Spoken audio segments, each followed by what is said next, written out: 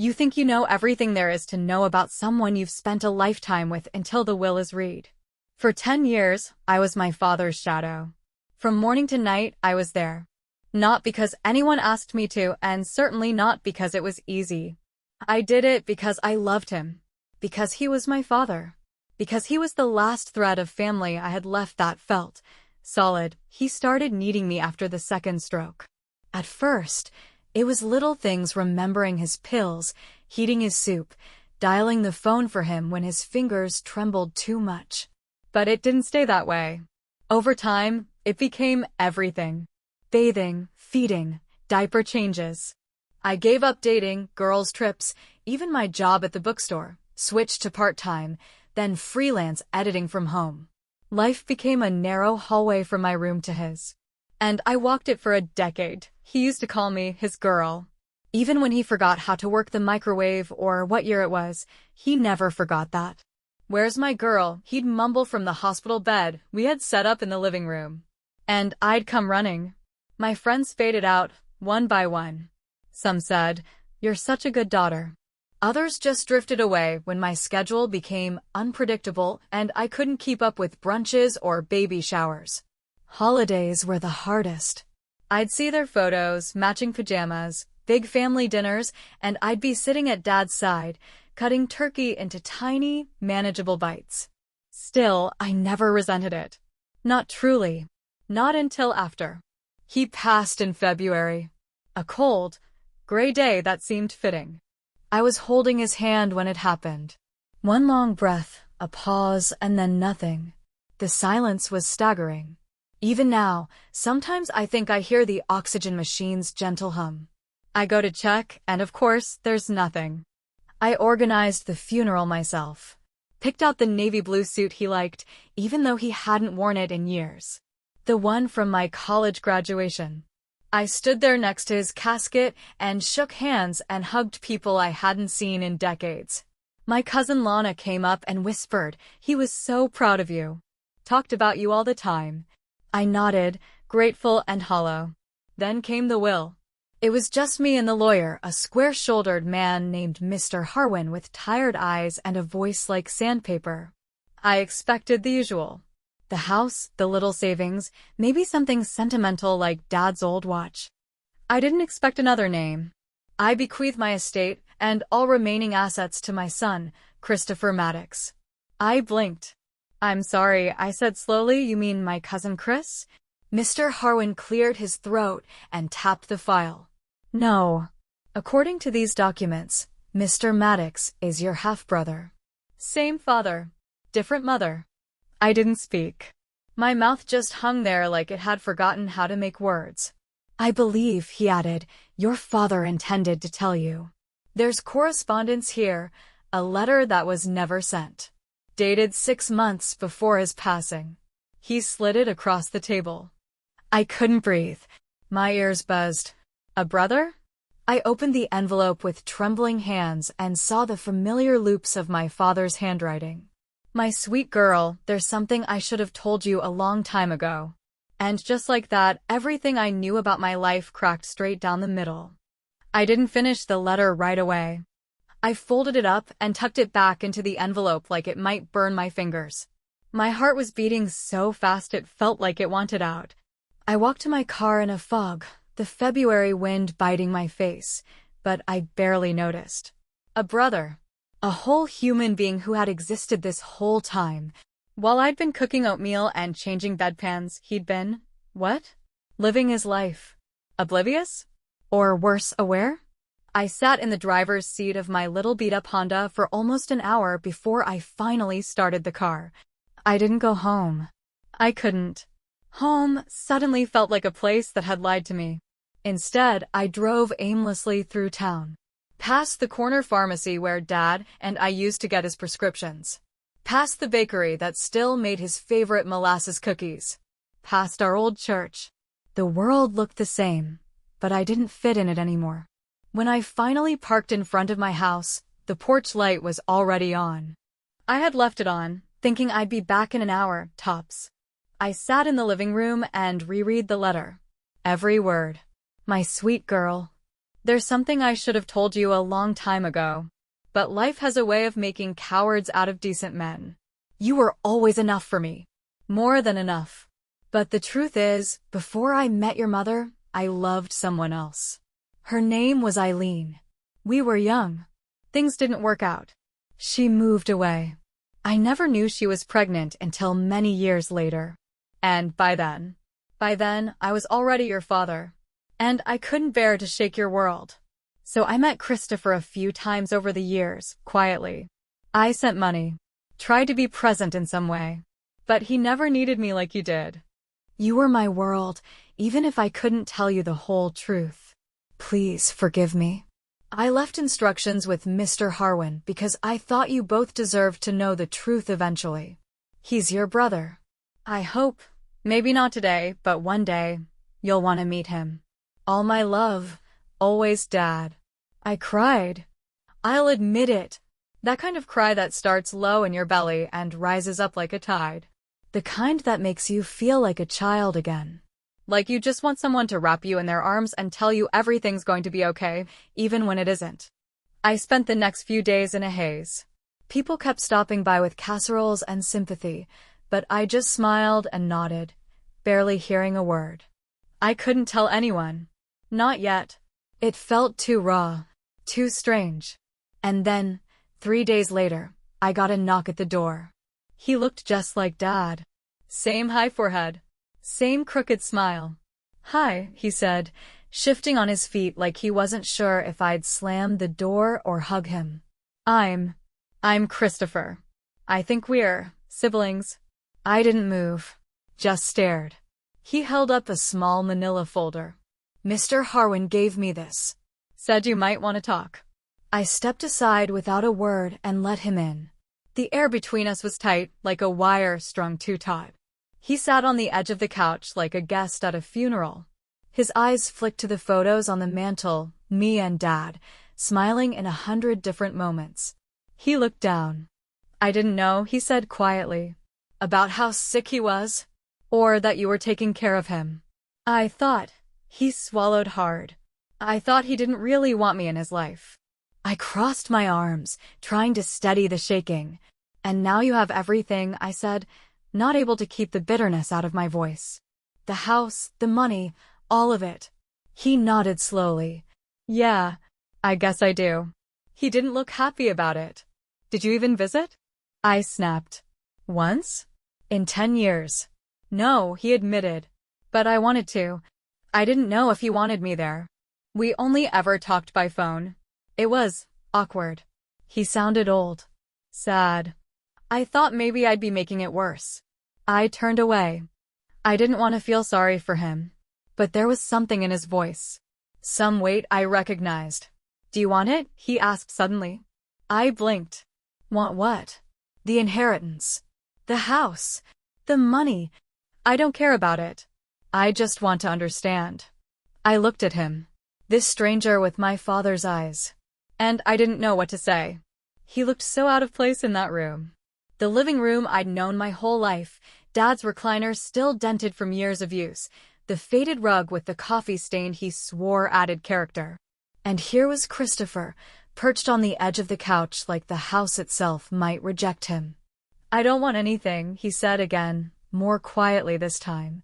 I stood by the fireplace, arms folded, one hand gripping the edge of the mantel like it was holding me up. You already have it, I replied. He nodded. I know. We sat in silence, the kind that stretches too long and starts to creak. I didn't know he was dying, he said, not looking at me. The last time we spoke, he just talked about the weather. Asked if I was still playing guitar. That was, I think, 2 years ago. I let out a sharp breath, almost a laugh. 2 years? I was spoon-feeding him broth while you were strumming chords in, where are you from anyway? Portland, he said. Originally Chicago. I moved out west after college. Started working at a music school. I teach part-time. Gig at night sometimes. Of course he was from Portland. Of course he taught music. There was something maddeningly poetic about that, and I hated how envious it made me feel. Not of his life, but of his freedom. He talked about you, I said, a little spite in my voice. Even when he was half out of it. I'd be holding the bedpan and he'd mutter your name like some secret. Chris. Christopher. He never told me, not once, that I had a brother. Not until after. I gestured toward the envelope still lying on the coffee table like it might burst into flames. He stared at it for a long moment. He never told me about you either. Not really. Just once, years ago, he said he had a daughter from another life. That was the word he used, life. Like we were different stories running in parallel. That's exactly what it felt like, I muttered. A different story. I just didn't know it was happening behind mine. Christopher shifted, suddenly awkward. Look, I don't expect you to forgive me. Or him. I just needed to meet you. To put a face to the sister I never had. I laughed then. Bitterly. You had a sister, Chris. You just didn't show up for her. The words came out sharper than I meant. He winced, and I immediately regretted it, but only a little. I didn't show up because I didn't think I was allowed to, he said quietly. I didn't think I mattered to him the way you did. He pulled something out of the folder, an old photo. I recognized the handwriting on the back immediately. Dad's scrawl, Chris, 1994, after his first guitar recital. He looked to be around 10, lanky, wide-eyed. The same age I was when Dad taught me how to ride a bike. I felt something crack in me. He missed everything, I whispered. So did I, Christopher replied. After a long silence, he said, Do you want to walk the house with me? Show me his room. Where he spent his last days. I hesitated. My instinct was to say no. That space felt sacred. It had been ours, mine and Dad's. Not his. But something in his face. I don't know. Maybe it was just grief, unshaped and unfamiliar, but it softened me. Okay, I said. I led him down the hallway. The floor still creaked in front of the linen closet, just like always. The scent of antiseptic still clung to the air.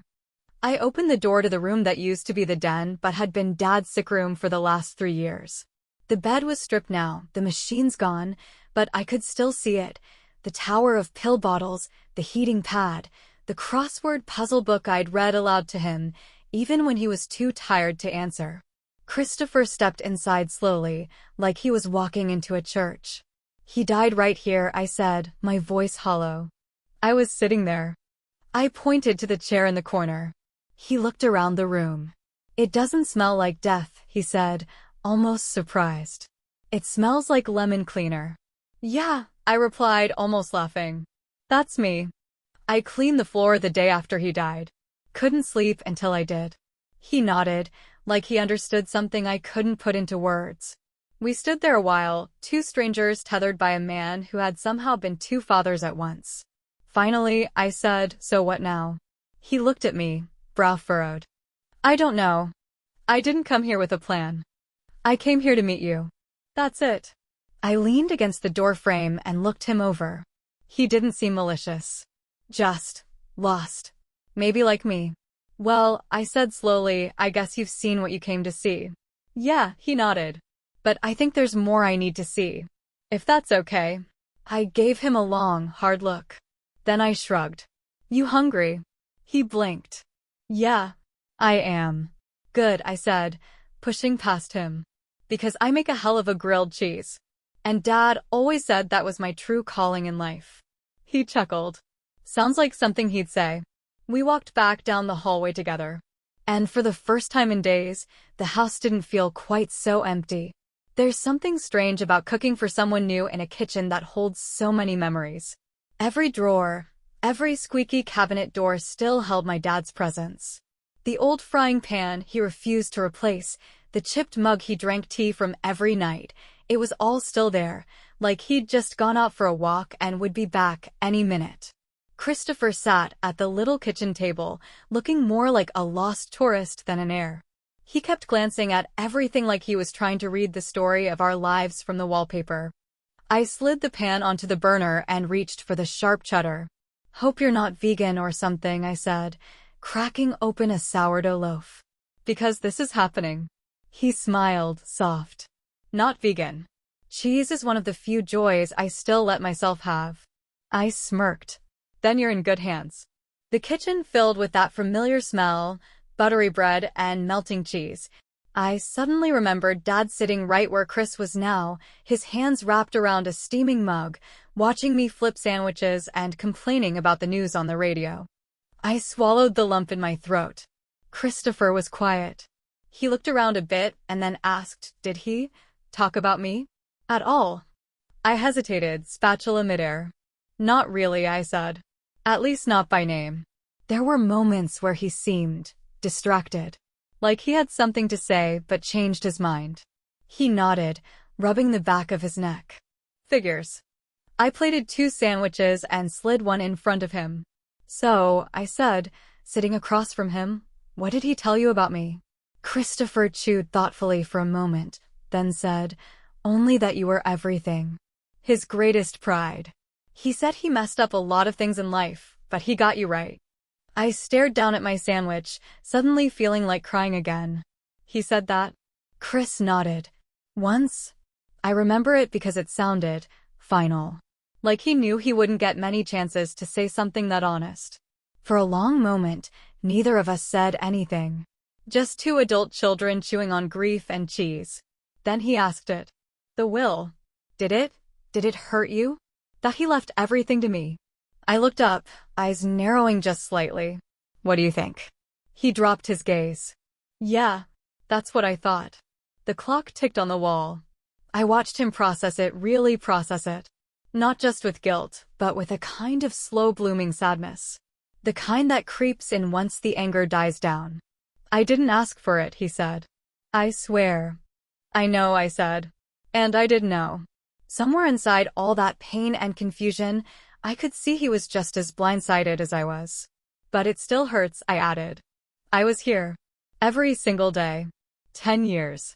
And he just left it all to someone else. Christopher ran his thumb along the edge of his plate. I thought about just signing it all over to you. But that felt hollow. Like trying to fix it with money. It's not about the money, I said quickly. It's about what it meant. What it says. Like I was just the nurse. The help. Not his daughter. He shook his head. You were more his daughter than I ever got to be his son. And somehow, that broke something in both of us. We finished eating in silence and I stood to wash the dishes. He tried to help, but I waved him off. You'll just stack them wrong, I teased, the way I used to tease Dad. Chris chuckled, but then his face shifted again. Serious. There's something else, he said. Something I haven't told you. I turned off the faucet and dried my hands. Of course there is. He looked down at his folded hands. I have a memory. From when I was maybe 12. I remember Dad came to visit us. My mom didn't want him to. They fought in the kitchen while I hid in the hallway. He left, and I remember thinking, maybe I wasn't worth the fight. He looked up at me. I don't say that to make you feel bad. I say it because I think he was always carrying guilt. About both of us. And he just didn't know how to hold it. I leaned against the sink. My chest ached. That's the thing about guilt, I said. You either bury it, or pass it on. Chris nodded. Looks like he did both. Later, as he was leaving, he turned at the door. Would it be okay if I came back? Not to talk about the will or anything, just maybe to get to know you. If you'd want that. I hesitated. I thought of how lonely the house had been since the funeral. How quiet. And how, even now, I could still hear the echo of Dad's voice in the corners of each room, whispering stories we'd never heard. Yeah, I said softly. You can come back. He smiled, genuinely this time. Thanks, sis. The word hit me like a stone and a soft thing all at once. Drive safe, I said, because I didn't know what else to say. As the door shut behind him, I looked around the kitchen and whispered, just to the empty air, you really made a mess, Dad. I didn't sleep well that night. I kept waking up with phrases echoing in my head. You were everything. He didn't know how to hold the guilt. Thanks, sis. Words like that don't just drift away. They settle in the corners of your chest like dust, soft but suffocating. I found myself standing in the garage at 4 a.m., holding a box labeled Dad's stuff in thick, black Sharpie. I had packed it a week after the funeral, intending to go through it when I was ready. But grief doesn't give you notice. It just taps you on the shoulder when it pleases. Inside were things only I would have thought to keep. The note he left on the fridge the day I turned 16. Out buying your favorite cake. Don't peek in the oven. An old flannel shirt I'd washed 1,000 times. A stack of his crossword books with all the easy ones already filled in. And tucked in a side pocket of a weathered manila folder, another letter. Unopened. Addressed to Chris. I sat down on the concrete floor and held it for a long moment. Part of me wanted to rip it open. The other part wanted to throw it away. But I didn't do either. Instead, I tucked it back into the folder and made a mental note to give it to Christopher when he came by next. If he came by. He did. For days later. He showed up with coffee and a bag of cinnamon rolls from the diner down the street, the one Dad and I used to go to on Sunday mornings before church, back when he could still walk on his own. Chris looked more relaxed this time. Less like a stranger in borrowed shoes. You remember this place? He asked, holding up the bag with a hopeful grin. I raised an eyebrow. Dad used to sneak an extra roll into his jacket and pretend he hadn't eaten it. Christopher laughed. He did the same when we went fishing. Always 2 granola bars in his tackle box. One for me, one for emergencies. We sat at the kitchen table, that same spot we'd shared the grilled cheese, and I told him about the letter. His eyes widened slightly, and I placed it in front of him. He stared at the envelope like it might explode. You want me to step out? I asked gently. No, he said, his voice low. I want you here. So I stayed. I watched as he opened it, unfolded the page, and read in silence. His eyes didn't move quickly, they lingered, like each word was a pebble he had to turn over and study. When he was done, he folded it carefully, reverently, and held it in both hands for a long moment before speaking. He told me he was sorry. That he loved me. That he wished he'd done more. He said he was proud of me for becoming the kind of man he never quite managed to be. His voice cracked on that last part. I reached across the table, hesitant but sincere, and placed my hand over his. He wasn't perfect. Not even close. But I think he loved us the best way he knew how. Chris nodded. It just wasn't enough, was it? No, I said. But maybe it's something. After breakfast, we started sorting through the attic. It had been on my to-do list for months, but I couldn't bring myself to face it alone. Now, strangely, it felt right. The air was thick with dust and memories. Boxes labeled in Dad's neat block handwriting, old tools, junk cables, Christmas lights. We laughed when we opened junk cables and found an entire tangle of cords from devices that hadn't existed since the Clinton administration. And then we found Ailing. It wasn't a box. It was a stack of faded photo albums bound with twine, tucked behind an old suitcase. Her name was written on a note taped to the top, for someday. Chris opened the first album. A younger Dad stared back at us, arm wrapped around a woman with wild dark curls and sharp eyes. Aileen. She looked like someone who'd have an opinion about everything and say it loud. There were pictures of her holding a baby him. Christopher. Wrapped in a blue blanket with tiny white stars. He didn't say anything. Just kept flipping the pages. I didn't know he kept all this, Chris finally said. Mom never mentioned any of it. Not once. I nodded. Maybe he meant to tell you. Maybe he couldn't bring himself to let go. We sat side by side on the floor of the attic, the late afternoon sun filtering through the dusty window, and for the first time, I didn't feel like Dad's daughter or Chris's accidental sibling. I felt like someone slowly waking up from a dream of solitude. I hated you, you know, I said after a while. When I found out. He looked at me, surprised. I figured. But I think maybe I hated the idea of you. Not you. I didn't even know who you were. And now? He asked, carefully. I gave a half smile. Now I think maybe. I hate you a little less. He laughed. High praise. We sat there, flipping pages, sorting through pieces of a life we'd both only half lived. We didn't say much else. We didn't need to. The attic was full of dust, but it also felt like breathing again for the first time. Grief is funny. One minute it's sharp and loud and unbearable, like stepping barefoot on a shard of your own memories, and the next, it's quiet and sneaky, curling up beside you like an old cat, just waiting. You can forget it's there until you turn your head too fast and suddenly it's in your lap again. Chris and I spent the next few weeks in this strange rhythm. He came by every few days, always with something in hand. Bagels, an old photo he found, a story he half remembered and wanted to piece together. He was careful with me, and I was careful with him. Like two people stepping onto a frozen lake, testing the cracks. One afternoon, I took him to the cemetery. Dad's grave was simple. Granite. Clean lines. His full name, Walter Dean Maddox, with the years carved in bold, 1949 to 2023. It still didn't feel real. Chris stood beside me, hands in his pockets. He always said he hated cemeteries, I murmured. Said they were for the living, not the dead. Chris smirked. Sounds about right. We stood there in silence for a while. I never buried my mom, he said, finally. Well, I mean, I did. But not like this. She was cremated. She didn't want a grave. Said she didn't want people coming to visit her out of guilt. I looked over at him. What was she like? He thought for a long moment. She was fierce, smart, and a little scary, to be honest. She never forgave Dad for not being there. But she never tried to make me hate him either. That was the strangest part. She just left him out. Like a book with a chapter ripped clean out. I nodded. I knew that feeling, missing something you didn't even know was supposed to be there. I brought something, he added. He reached into his coat pocket and pulled out a small stone. Smooth, round, gray-blue. I got it from the coast. Near where I live. I don't know. I thought he should have a piece of where I'm from, too. He placed the stone gently at the base of the headstone. I swallowed hard. He would have liked that.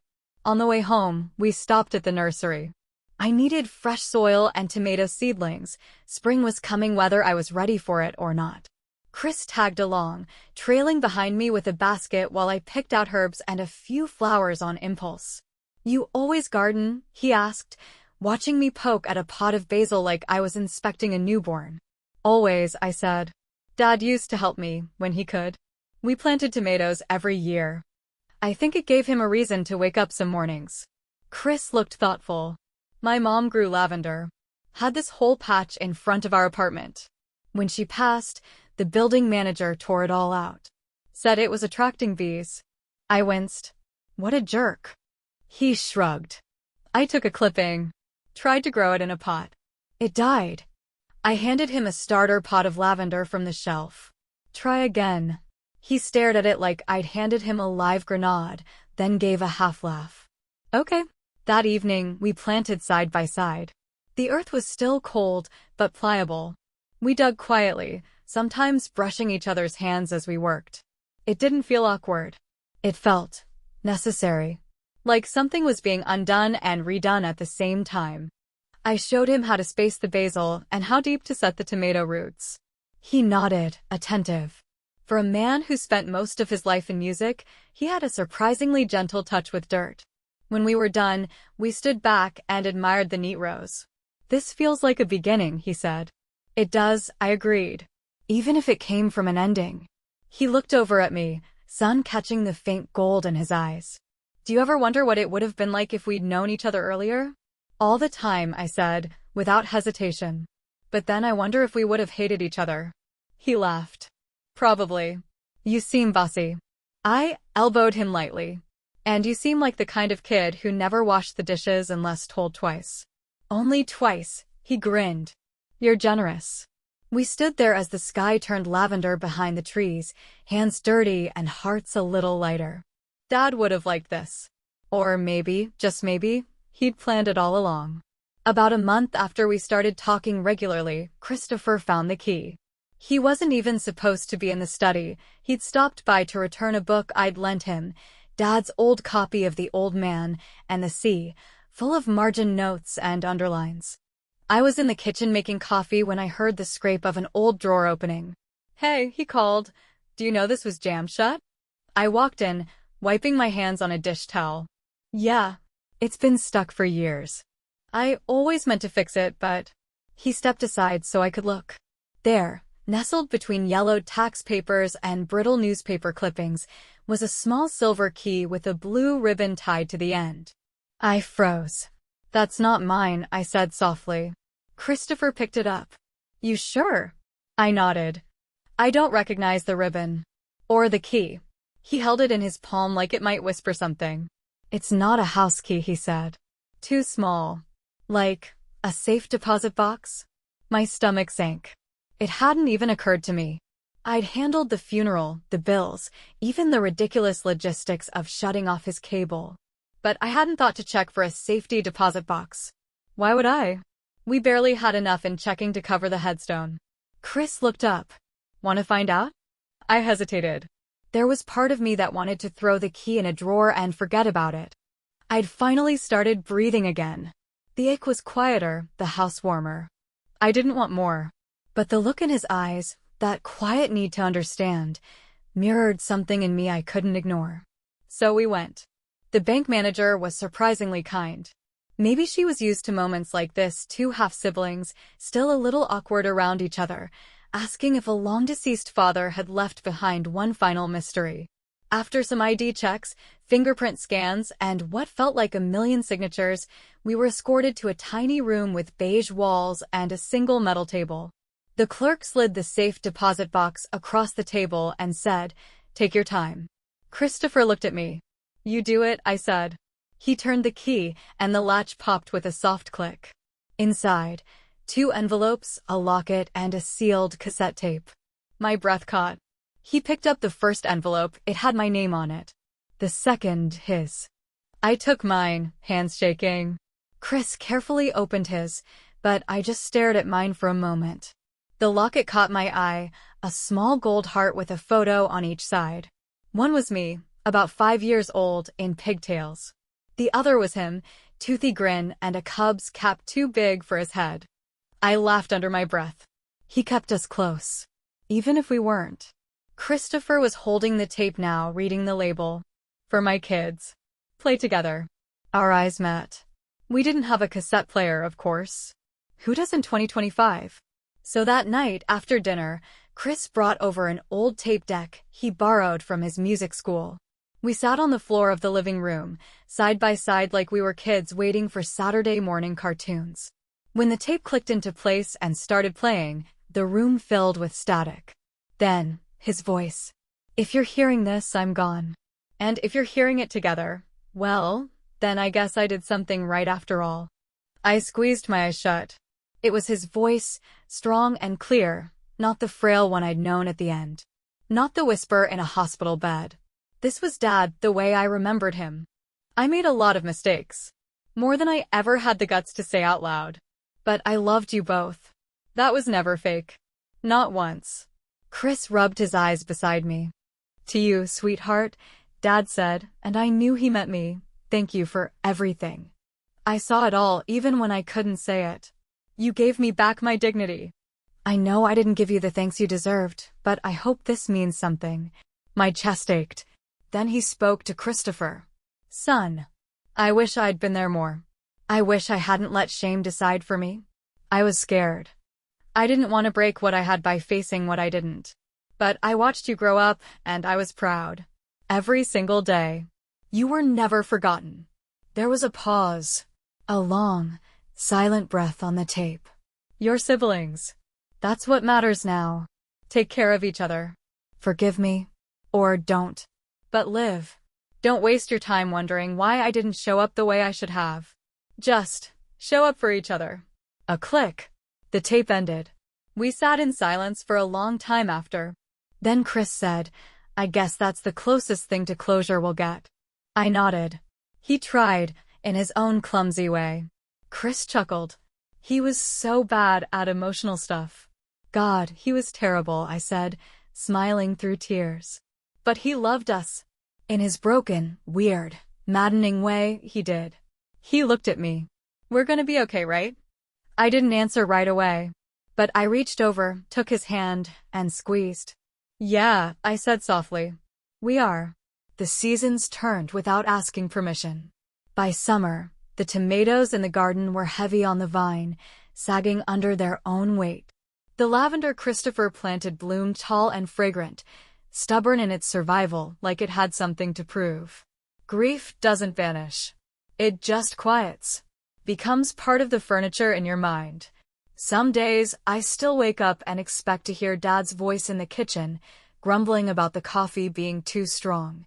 Other days, I forget for hours that he's gone, until I go to tell him something and realize there's no one to tell.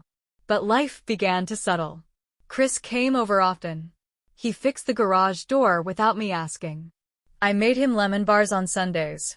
We started watching those old crime shows Dad used to love, mocking the bad acting, guessing the murderer before the first commercial break. It felt normal. And yet not. A new kind of normal. A shared rhythm between two people who miss the same man in different ways. Then came the letter from the lawyer. Apparently, Dad had one more surprise. It wasn't money. It wasn't another sibling, thank God. It was a small piece of land just outside town, a stretch of green barely big enough for a modest cabin, a garden, and a winding path lined with pines. He bought it years ago, Mr. Harwin explained over the phone. Said it was a place for after. Never elaborated. Just kept paying the taxes on it. Chris and I drove out together. It was quiet, peaceful, untouched. A breeze stirred through the trees, and I could swear I heard Dad's laugh, deep, gruff, warm, echoing between the branches. He wanted us to have something, Chris said, hands in his pockets. Something that wasn't broken by the past. We stood there for a while, just breathing. A few weeks later, we started making plans. Not big ones. Just dreams in pencil. Maybe a cabin someday. A shared retreat. A place where we could escape the noise of the world. Where our families, if we ever built them, could gather. A place where we could say, this came from him. Not the pain. Not the secrets. This. We planted a tree that fall. An oak, strong and stubborn, the way Dad had been. We each pressed a small token into the soil. Chris placed a guitar pick. I placed one of Dad's old cufflinks. It felt silly. And also perfect. There's a photo on my mantle now. It's of the three of us. Me, Christopher, and Dad. I photoshopped it together from two separate pictures, one from my graduation, one from Chris's birthday years ago. Dad's arms around us both, smiling like he finally got something right. It's not real, not in the strictest sense. But it feels real. Sometimes that's enough. Last week, Christopher called me from Portland. You'll never guess what happened, he said, breathless. What? I got offered a full-time position at the music school, but it's remote. I smiled. So I can move back. Be closer. Maybe help build that cabin. My heart did a strange, quiet flutter. The good kind. I'd like that, I said. He paused. You sure you're okay with it? Me sticking around? I laughed. Your family, Chris. You stuck the moment Dad wrote your name in that will. He chuckled. Never thought I'd say this, but I'm glad he did. I looked out the window, past the lavender and tomatoes, to where the sun was setting behind our newly planted oak. Me too, I whispered. We don't get to pick the people we come from. But sometimes, if we're lucky, we get to pick the people we keep. And this brother, this stranger who became my family, I'll keep him. For good.